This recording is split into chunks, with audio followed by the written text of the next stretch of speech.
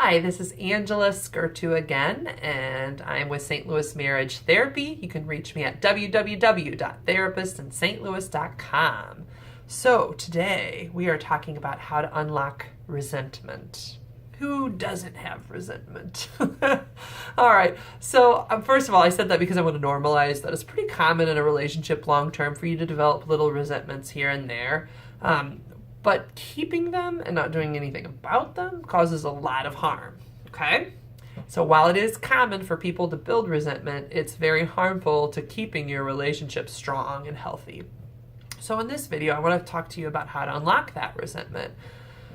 One of the things I have to do is get my couples talking to each other about those old resentments in a protective environment. And I usually do it in therapy, but I'm trying to guide them to do it on their own too. So part of it involves rehashing the conversation, the resentment, whatever it is. I'll give you an example, like, hey, it really hurt me when you weren't interested in having a baby for so long. It meant a lot to me, and I even told you when we were dating how much it meant to me. So for you to kind of hold back as long as you did, it hurt me, and I didn't know what to do with that. All right, that's a perfect resentment. I've heard it plenty of times. So anyhow, what's going to happen is it causes pain when you start talking about that resentment. And what you need from your partner is to just be present. It's not their job to fix it. This is the hard piece. So you're talking about something that happened in history. A resentment doesn't just happen right now in the here and now. It's a historic thing that's built up some walls and hurt over time. Like, for example, in that situation, that resentment is probably over several weeks or months or even years of a partner who wants a child but feels held back by the partner who doesn't want a child yet and who's not comfortable yet with doing that. And so there are probably lots of difficult conversations that they're unlocking there. And so in the conversation now, you're talking about the way you felt then, the pain that it caused. And as a partner listening, you're just trying to support them. You're not trying to fix it. You're not trying to problem solve it. So phrases like, well, we can't go back and change it, so why are we talking about it? Don't help. Or saying something like, well, I can't do anything about it. Again, they're not validating. All that has to happen is just that you validate the hurt that was caused during that time. I could see why that was painful for you. I wish I could change it. I wish we could go back and make it better. We can't, but I am here for you now. What do you need? What do you need from me to feel like we can work through it at some point? So those are phrases that are considered validating phrases. They're not, they are an attempt to fix, or at least to share that you care enough to do something about it. But again, they're not fixing it. All that's happening, though, is by showing that support and validation, you're saying, I care enough to hear why this was painful to you. Because really, that's what unlocking a resentment is about, is it's being a supportive partner and listening and hearing where they've come from. But it doesn't go much beyond that. It's you're supporting each other. And then as what'll happen with the partner who is sharing the resentment is that it'll be painful. It'll hurt them thinking about it, but hearing their partner understands how much pain that caused then allows them to start to let go of that resentment.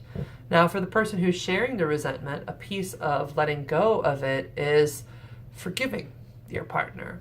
So when you can tell that they can see the impact that those choices caused, then what you're seeing is empathy from them. Empathy that they see that it was a painful experience for you.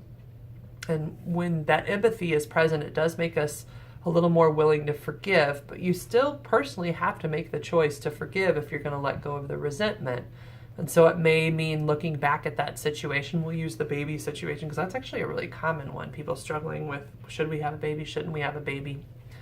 But looking back at that and recognizing that you're still holding on to those feelings and that you do have a partner currently who wants to work with you, who cares about you, who's sorry for the way they made you feel, that then it's a personal choice to say, you know what, I'm going to start to allow that to pass and stop harboring that resentment. Because harboring is like where you just kind of keep it there. You kind of keep it tight and like, no, I'm not going to let this go because this is how you hurt me and I'm never going to be hurt again.